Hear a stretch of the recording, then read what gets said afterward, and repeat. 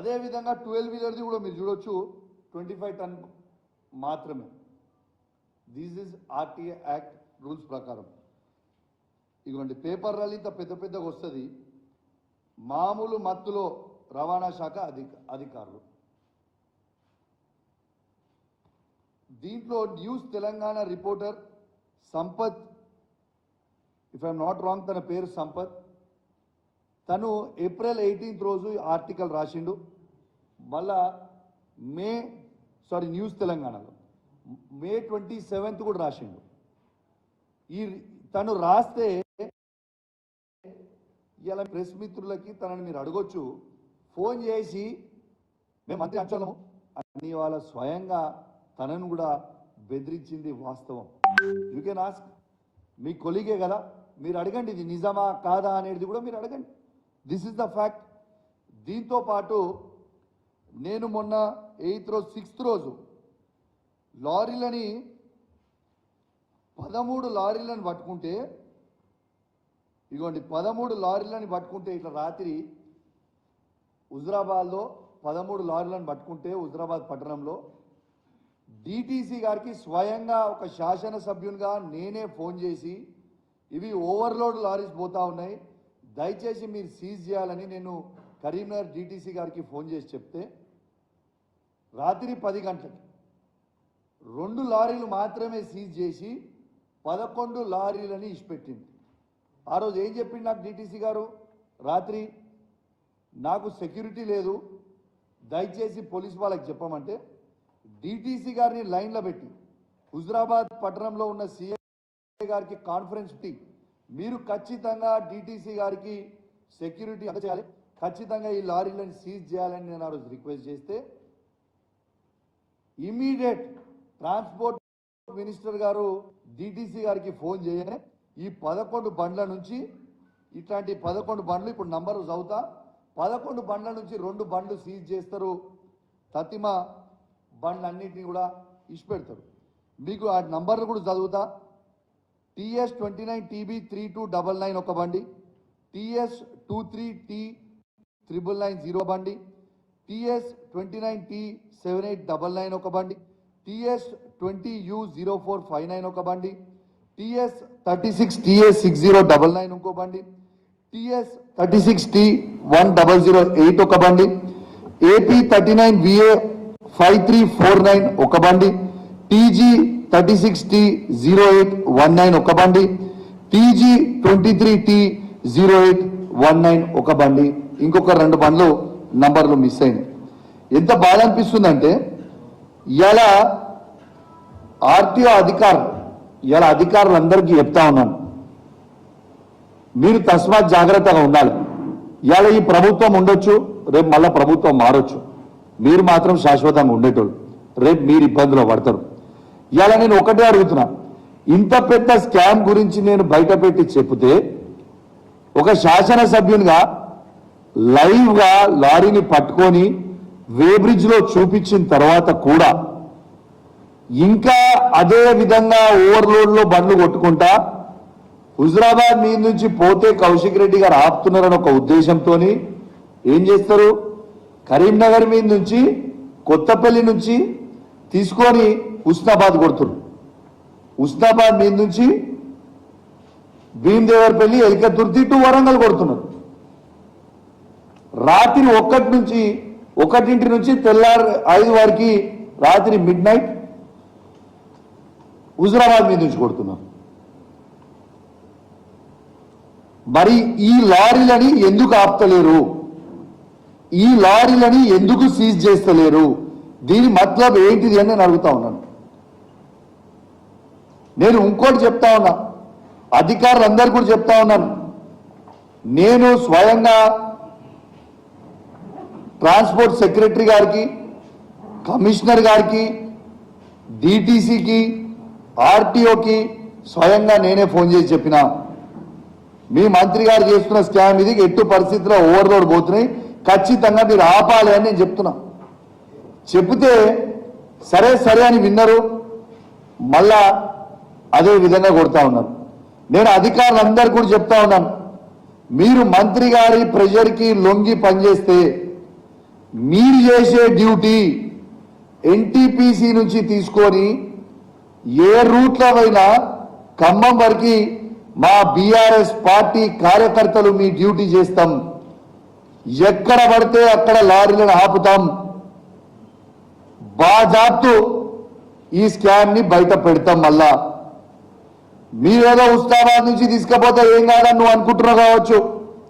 పొన్నం ప్రభాకర్ గారికి చెప్తున్నా, నీ ఉస్మానాబాద్ నియోజకవర్గంలో కూడా ఆడి నుంచి పోతే అడుగు అడుగున మా బీఆర్ఎస్ పార్టీ కార్యకర్తలు అడ్డుకుంటారు. రాసి పెట్టుకోండి అని చెప్పి సందర్భంగా మీకు తెలియజేస్తా ఉన్నాను. ఇలా చాలా బాధాకరం ఏంటంటే, నా దగ్గర మిత్రుడు అఖిల్ అని ఓ యాక్టివ్ యువకుడు ఉంటాడు హుజరాబాద్లో. ఇదే ఫ్లై యాష్ చేయబట్టి ఆయన బండి స్కిడ్ అయి కింద పడితే తలకి దెబ్బ తగిలి అఖిల్ చనిపోయింది. అప్పటిదాకా నాకు ఈ ఫ్లై యాష్ సంగతి తెలియదు. అఖిల్ చనిపోయిన తర్వాత అసలు ఇది ఏంటిది, ఈ దుమ్మేంటిది, రోడ్డు మీద ఎట్లా పడుతుంది, ఇదంతా ఏంది అని ఆ రోజు నేను ఎంక్వైరీ చేస్తే ఈ ఫ్లై యాష్ గురించి అనేది మొత్తం బయటపడ్డది, ఈ స్కామ్ గురించి. ఇలా నేను పొన్నం ప్రభాకర్ గారికి చెప్తా ఉన్నాను, పేద విద్యార్థులు, పేద యువకులు, పేదోళ్ళ శవాల మీద పైసలు ఏరుకుంటున్న పొన్నం ప్రభాకర్ గారికి ఖచ్చితంగా మా అఖిల్ గారి శాపం పాపం ఖచ్చితంగా నీకు తగులుతుంది, రాసి పెట్టుకో అని చెప్పి సందర్భంగా తెలియజేస్తా ఉన్నాను. ఇలా అఖిల్ చనిపోయిండు, ఇంజనీరింగ్ చేసిన పిల్లగాడు, చదువుకున్న పిల్లగాడు ఇలా చనిపోయిండు ఈ ఫ్లై యాష్ చేయబట్టి. ఎవరు బాధ్యులు దీనికి? Who is responsible? ఇలా ఆ విద్యార్థులు అడక్కి సింగపూర్లో కిడ్స్ కాలేజ్ ఉంటుంది, కిడ్స్ ఇంజనీరింగ్ కాలేజ్. వేలాది మంది విద్యార్థులు ఆ రోడ్డు మీద పోతా ఉంటారు. ఈ ఫ్లై యాష్ ఏమో సరిగ్గా దాన్ని గట్టక ఓవర్లోడ్ అవడం వల్ల ఎక్కడ పడితే అక్కడ స్పిల్ అయిపోతూ పోతుంటుంది రోడ్ల మీద. స్పిల్ అయిపోతున్నప్పుడు యాష్ అనేది ఎట్లుంటుంది, సన్నగా ఉంటుంది, బండి స్కిడ్ అవుతుంది. మరి ఇప్పుడు దీని బాధ్యత ఎవరు అని చెప్పి నేను అడుగుతా ఉన్నాను. ఓ ట్రాన్స్పోర్ట్ మినిస్టర్గా నీ బాధ్యత లేదా? ఇవాళ బండ్లు ఎందుకు మరి హుజరాబాద్ నుంచి పోకునియకుండా మళ్ళా ఉస్మానాబాద్ నుంచి ఎందుకు తీసుకుపోతున్న బండ్లు అన్ని కరెక్ట్ అయి ఉంటే? మీరు ఫ్లై యాష్ కొట్టుకొని మాకేం అభ్యంతరం లేదు, కానీ యాజ్ పర్ రూల్స్ నామ్స్ ప్రకారం కొట్టుకుంటూ పోండి. అవి కొట్టుకొని పోతే ఓవర్లోడ్ పోతే రోడ్లు పాడవుతున్నాయి. ఈ ఫ్లై యాష్ రోడ్ల మీద పడి ప్రజల ప్రాణాలకి ఇబ్బంది అవుతుంది. Is is not the truth? నేను అబద్ధాలు ఏమని చెప్తున్నా? నేను ఒక్కటే అడుగుతున్నా, ఈయనకి ఎందుకంత భయం అవుతుంది? నేను ఇప్పుడు లైవ్ చూసిన, నీకు దమ్ముంటే నేను చెప్పింది అబద్ధమన్ను అంటే నేను నీతోని చర్చకు రావడానికి సిద్ధంగా ఉన్నా. నన్ను ఏడికి రమ్మంటారో మీరు చెప్పండి. మీడియా ద్వారా పెట్టుకుందామా, అమరవీరుల స్తూపం ద్వారా పెట్టుకుందామా, ఏడ పెట్టుకుందామా చెప్పండి. I'm ready to come. మీరు ఆపకపోతే మేము అధికారులకు ఇప్పటికి కూడా చెప్తున్నాం, మళ్ళా మీరు గిట్ల ఈ స్కామ్ ని మీరు ఆపకపోతే మంత్రి గారి ఒత్తిడి వల్ల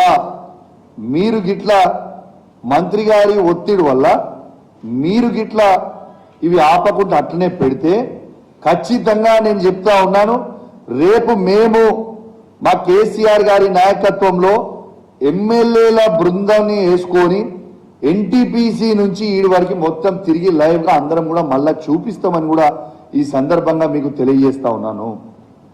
నేను ఎన్టీపీసీ ఈడీ గారిని కూడా అడుగుతా ఉన్నాను, is it not your duty to control this overloads from your NTPC ash pond? Why are you yielding to it? At NTPC it is a shame, and when I called ED, he asked me, is it this possible? అమ్మా ఇట్లా చేయడం అని నన్ను అడుగుతున్నా అమాయకంగా. మీకు కొంచెమని ఉండాలి కదా, is this not possible? Is it not a shame on you? NTPC pond నుంచి మీరు ఈడీగా వండుకుంటూ మంత్రి గారికి ప్రెషర్కి లొంగుకుంటూ యాష్ పాండ్ నుంచి బయటకు వచ్చేటప్పుడు ఎన్ని క్యూబిక్ మీటర్లు రాయకుండా పర్మిట్ స్లిప్ లో రాయకుండా బయటికి వెళ్తుంది, అవుట్ వెళ్తుంది అంటే it's not shame on you. నేను డెఫినెట్ గా చెప్తా ఉన్నాను, ఎన్టీపీసీ కేంద్ర మంత్రి పవర్ డిపార్ట్మెంట్ కిందికి వస్తుంది. డెఫినెట్ గా నేను వీళ్ళు దీని మీద తీసుకొని సరిగా చేయకపోతే నేను ఖచ్చితంగా ఢిల్లీకి పోయి కేంద్ర మంత్రి గారిని కూడా డెఫినెట్ గా మేము కలిసి చెప్తాం ఈ స్కామ్ గురించి. What is the interest? ED గారికి మేము ఫోన్ చేసినా ఇప్పటిదాకా పట్టించుకోకుంటే ఏందన్నట్టు. రెండోది ఇంకోటి చూపిస్తానండి. నిన్న లారీస్ని ఇది మన ఒక్క నిమిషం అండి, I show you the lorries.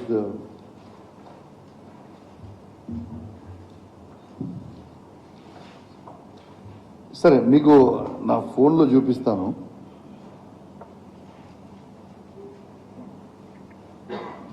కాదు లారీస్ది ఇది పట్టుకున్నాను. ఒక్క నిమిషం అండి, I just show you 1 second.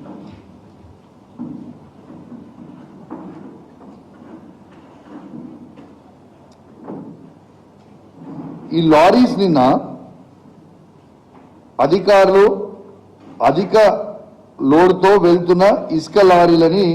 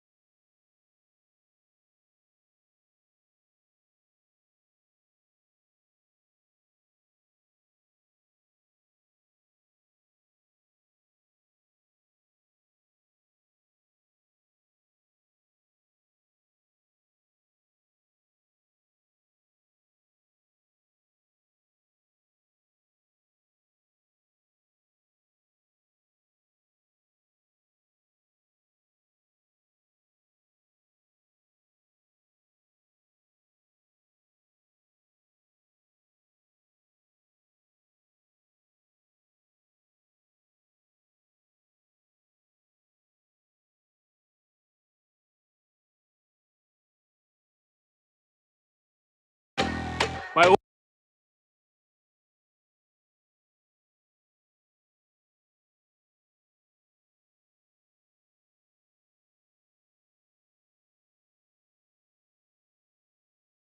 దమ్ముంటే ఇది యావత్ తెలంగాణ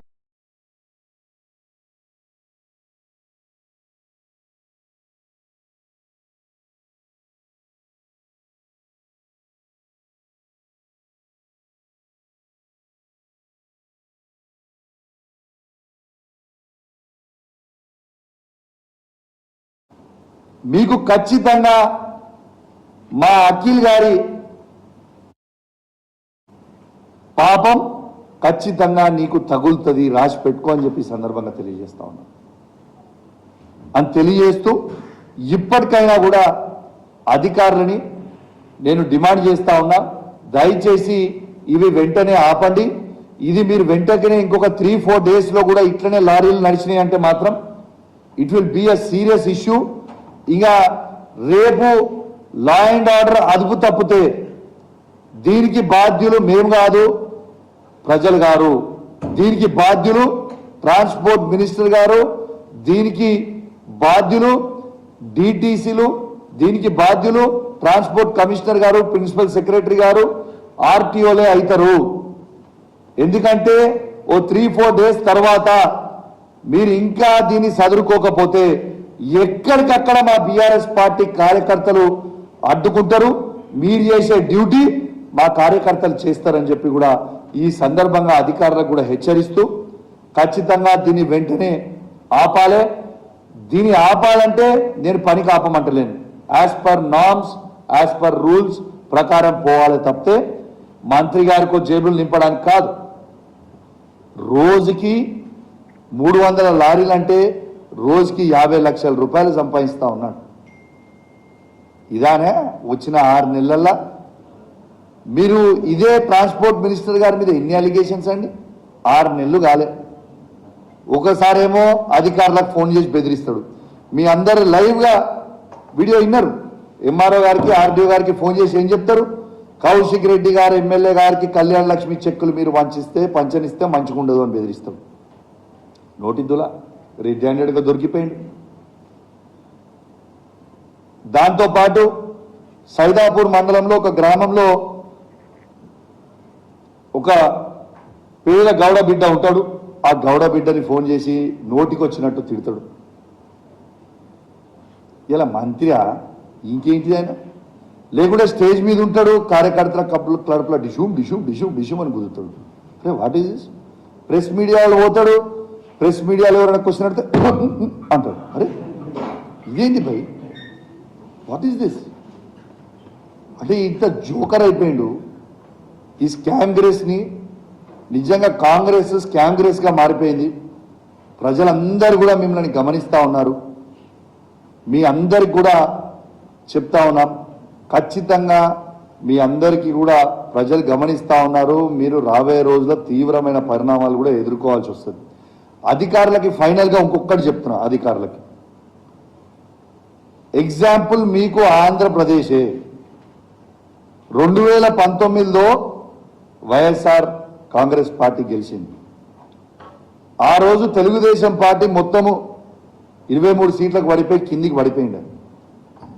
అధికారులు ఎటువంటి అటు చేసుకుంటే 5 సంవత్సరాల తర్వాత మళ్ళా తెలుగుదేశం పార్టీ వచ్చింది. ఇలా మీ పరిస్థితి ఏంటిదాడా ఆంధ్రప్రదేశ్లో అధికారులు? రేపు తెలంగాణలో కూడా లేదా కాంగ్రెస్ పార్టీ ప్రభుత్వం ఉన్నది, వాళ్ళ కొంగు చేస్తాము, వాళ్ళు చెప్పింది మేము చేస్తాము అని మీరు అనుకుంటే మళ్ళా బీఆర్ఎస్ పార్టీ తెలంగాణ రాష్ట్రంలో అధికారానికి రాక తప్పదు. మళ్ళా వచ్చిన రోజు మాత్రం మీ అందరు మాత్రం పరిశానలో పడతారు. కాబట్టి మీరు దయచేసి రూల్స్ ఎట్లున్నాయో రూల్స్ ప్రకారం మీరు పనిచేసుకుంటే బాగుంటుందని మీకు హెచ్చరిస్తా ఉన్నాం. ఇలా అధికారులు ఎవరైతే చేస్తారో మేము కూడా రెడ్ బుక్ మెయింటైన్ చేస్తున్నాం. రెడ్ బుక్లో అన్ని పేర్లు రాసుకుంటున్నాం మేము కూడా, no problem. Matter of time వచ్చినప్పుడు మళ్ళీ మీకు కూడా తీవ్రమైన పరిణామాలు ఎదుర్కోవాల్సిన పరిస్థితి వస్తుంది. కాబట్టి మీరు దయచేసి మీ మీద మాకు గౌరవం ఉంది, మిమ్మల్ని మేము బెదిరిస్తలేము, కానీ మీకు జస్ట్ గుర్తు చేస్తున్నాం మీ బాధ్యతని. కాబట్టి బాధ్యత తప్పకుండా మీకు అధికారులు బాధ్యత తప్పకుండా దయచేసి ప్రోటోకాల్ తప్పకుండా ఎమ్మెల్యేలు బీఆర్ఎస్ పార్టీ వాళ్ళు కావచ్చు, కాంగ్రెస్ పార్టీ వాళ్ళు కావచ్చు, బీజేపీ పార్టీ వాళ్ళు కావచ్చు, అందరు కూడా ప్రజలు ఓట్లు వేస్తేనే గెలిచిన వాళ్ళు. దయచేసి అందరికీ as per protocol, as per watt ever ఉంటే దాని ప్రకారం మీరు చేయండి. తప్పితే మీరు జాదా హుషారు చేస్తే జాదా హుషారి జాన్కు ఖతరా అవుతుంది. తర్వాత మీ ఇష్టం అని చెప్పి మీ అందరికి కూడా తెలియజేస్తూ సెలవు తీసుకుంటా ఉన్నాను. జై తెలంగాణ, జై KCR. Thank you very much.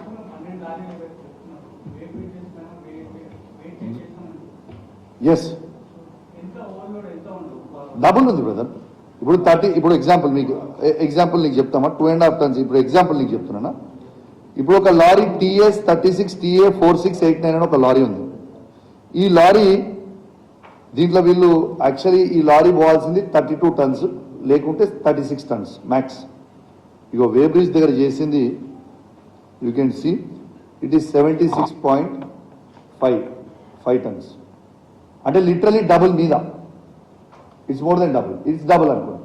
దానికి లారీ ఇస్ ది 14 టన్ తీసేస్తే లారీ వెయిట్ 14 టన్ తీసేసి it is double the weight. Yes, travel చేస్తుంది. It is the truth. It is live పట్టుకున్నాం, ఎవిడెన్స్ చూపించినాం. అయితే అరే రూల్స్ కదా బ్రదర్, అయితే నేను తయారు చేసింది కాదు కదా, లైవ్ గా ఆర్టీఓ గారు ముంగట ఇవి లైవ్ గా వేబ్రీజ్ తీసుకొని వచ్చినా మీకు ఇవి రిజిస్ట్రేషన్. అందుకే యాక్సిడెంట్స్ అవుతున్నాయని చెప్తున్నా. ఆ లారీ తట్టుకోలేక దాని కెపాసిటీ 32 టన్స్ ఉంది, వాళ్ళు 73 టన్స్ అలా తీసుకుపోతున్నప్పుడు ఏమవుతుంది, దాంట్లో బ్యాలెన్స్ ఉండదు, దాంట్లో ఫ్లై యాష్ అంతా పైనుంచి వస్తుంది, అదంతా రోడ్డు మీద పడుతుంది. ఆ రోడ్డు మీద పడడంతో ఏమవుతుంది, ఎవరైనా బైక్లో పోయేవాళ్ళు ఎవరన్నా కావచ్చు. అదే విధంగా చెప్తాను మీకు, ఆ లారీ రోడ్డు మీద పడడంతో ఆ ఫ్లై యాష్ రోడ్డు మీద పడటం బండ్లు స్కిడ్ అవుతాయి. అదే 2 వీలర్ మీద స్కిడ్ అయితే ఒక పేద అబ్బాయి, అఖిల్ అనే అబ్బాయి స్కిడ్ అయి చనిపోయింది. నా దగ్గర మిత్రుడు చనిపోయింది. ఇప్పుడు వాళ్ళ young boy is just around 27-28 years ఉంటాడు. వాళ్ళ కుటుంబాన్ని ఎవరు చూసుకోవాలి బ్రదర్? ఇంత దారుణం. అప్పటిదాకా దీని సంగతి ఏంటో తెలియదు నాకు. అఖిల్ జరిగిపోయిన తర్వాతనే దీని సంగతి తెలిసి దీని గురించి మాట్లాడడం జరుగుతుంది.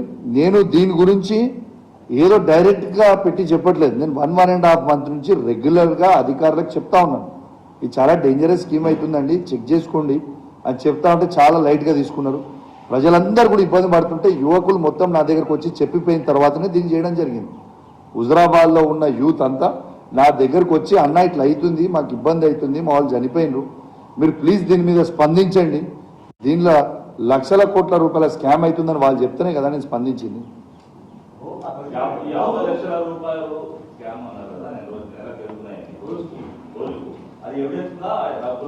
బ్రదర్ క్యాష్ తీసుకున్న దానికి ఎవిడెన్స్ వీడియోలు ఉంటాయి బ్రదర్. మీ క్యాల్కులేషన్ సింపుల్గా చెప్పినా, నీకు సింపుల్ క్యాల్కులేషన్ నేను ఎక్కువ చెప్పచ్చిందానా, 25,000 to 30,000 రూపీస్ పోతుంది దేనికి, ఒక్క లారీకి 32 టన్స్ ఆర్ 36 టన్స్.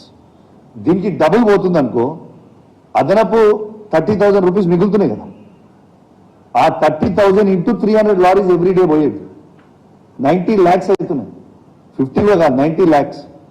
కానీ ఆ 40 lakhs వీళ్ళకి పోతున్నాయి, ఆ 40 lakhs వీళ్ళకి పోతున్నాయి, 50 lakhs డైరెక్ట్ మంత్రికి పోతున్నాయి. ఈ మంత్రి గారు కలెక్షన్ బాయ్ పేరు కూడా చెప్తున్నా నీకు, పొన్నం ప్రభాకర్ గారి అన్న కొడుకు అనూప్ గారు. నేను చెప్పేది అబద్ధం అయితే చందు, మీరు మీడియా ఉంది లైవ్, నువ్వు ఇప్పుడు కూడా ఓ, నేను ఆ రోజు పట్టుకున్న రోజు రెడ్ హ్యాండెడ్ కూడా చెప్పిన చందు గారు, లైన్గా 100 లారీలు ఆగినాయి నేను హుజరాబాద్ ఆపిన రోజు. ఆర్టీఓ గారు ఆ రోజు శ్రవంతి అని ఆర్టీఓ గారు అనుకో ఎంవీఐ కరీంనగర్ వచ్చిండ్రు, సీజ్ చేసి పోయినరు. తనకు చెప్పిన తన కళ్ళ ముందర నుంచి పోతున్నాయి బండ్లు, right in front of our eyes. లారీలన్నీ ఆగున్నా కూడా నేను ఫోన్ చేసి చెప్పినా కూడా బండ్లు సీజ్ చేయలేదు. What is the interest? Exactly ఎవరు? Okay sir we will look into it అంటారు, చేయరు. దాని అర్థం ఏంటిది?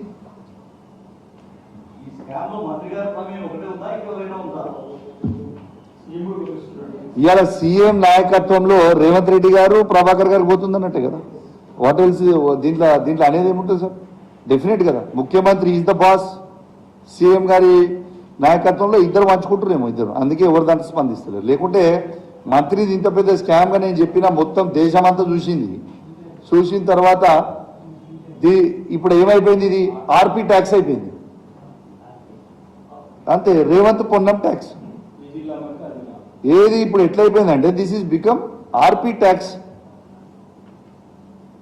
రేవంత్ పొన్నం ట్యాక్స్ ని ఆర్పీ ట్యాక్స్ రెడీగా అయిపోయింది ఇది. కాబట్టి దీనికి కూడా కొత్త పేరు పెడుతున్నాం, మంచిగా చెప్పింది నాకు ఆ నుంచి అందించారు. This new name will be this is RP tax.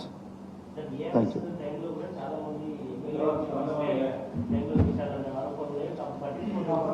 Brother. దీనికి కూడా ఆన్సర్ చెప్దాం బాబు, మీ ఒక్క నిమిషం ఇది కూడా చెప్దాం. మీరు ఉష్కేది కూడా నీకు చెప్తున్నా, 10 years 2004 to 2014 కాంగ్రెస్ ప్రభుత్వం. ఈ శాండ్ మీద గవర్నమెంట్కి వచ్చిన ఆదాయం ఎంతండి? 47 crores per annum total Andhra Pradesh. ఇలా తెలంగాణలో కేసీఆర్ గారు ముఖ్యమంత్రి అయినప్పుడు పర్ ఇయర్ ఎంత అండి? 5,700 crores. అంత ట్రాన్స్పరెంట్గా పనిచేసినాం. ఇక దీనికే మీ ఆన్సర్, ఇంకా దీనికంతే పెద్ద ఆన్సర్ ఏమి ఉండదు. Thank you very much.